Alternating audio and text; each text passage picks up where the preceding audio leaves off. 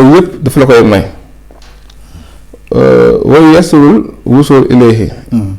bil istighfar dana itam may ak àgg ci suñu borom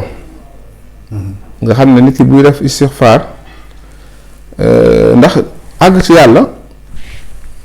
dafa mel ni xam nga tey dëkkuwaay boo xamante ne dafa taq tilim setul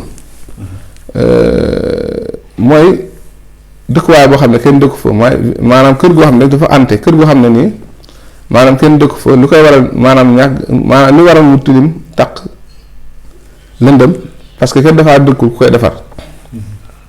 fi ne nii tam nit ki maanaam place am wàccuwaay bi mu war a am ci jege suñu borom suy tuub di wax astafurlaa lu bari maanaam dëkkuwaayam boobu muy wusul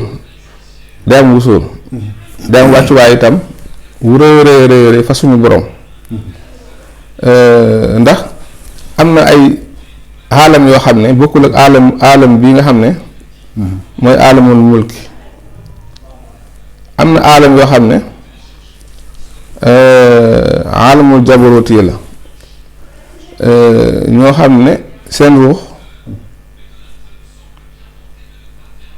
dafa jubóog seen rawxaaniya seen xol itam dafa leer seen xol itam dafa fees dell ak mahabba te istighfar day maye mahabbatullah day tax nga bëgg yàlla day tax tam yàlla bëgg la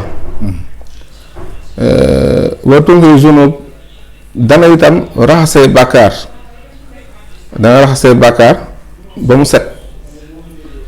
ba nga xam ne ci ngay amee mahabbatullah istighfar dana maye alxurbu min allah wal imaanu billah dana maye nga jege sa boroom dana maye itam sa ngëm di gën a dolli ko bu baax a baax a baax moo tax yooyu loolu ñuy wax istighfar ñu koy wax astafurlah wala astafurlah alazi laa ilaaha illa huwa wa atuubu ilayhi wala astafurlah azim alazi laa ilaaha illa huwa wa atuubu ilayhi wala rabbi firli bëri na ay siixa yoo xam ne nit ki mën na ko tuubalee boroomam